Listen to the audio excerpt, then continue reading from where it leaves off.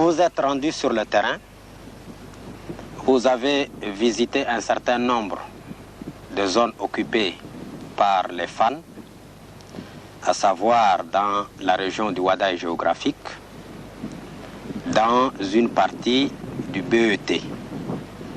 Il va sans dire que les fans existent ailleurs au Tchad, y compris dans le nord du Tchad, au nord de Faya.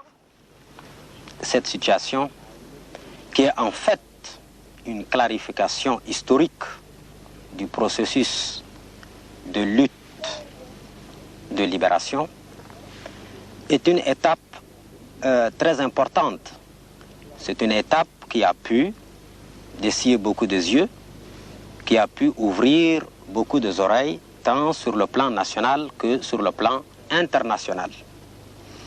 Et c'est une étape également, incontestablement, qui a su faire la part des choses. Qui lutte réellement pour l'indépendance, la liberté, la dignité du Tchad? Qui est en train de poursuivre des objectifs non avoués? La Libye veut beaucoup de choses au Tchad. D'abord, demandons-nous qu'est-ce qui pousse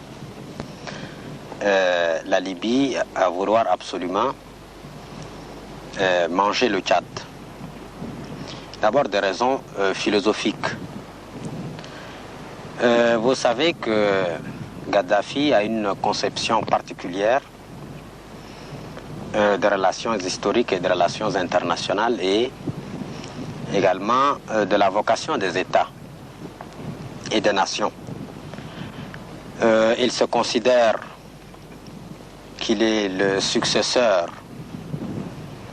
lointain des grands chevaliers du Moyen-Âge.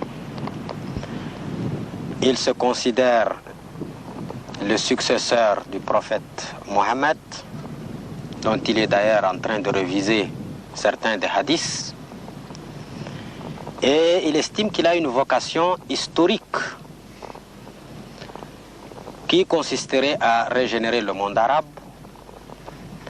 faire de ce monde une puissance, une grande puissance, à l'image des États-Unis, de l'Union soviétique et demain à l'image de la Chine. Donc il y a là des raisons profondes, philosophiques, qui poussent Kadhafi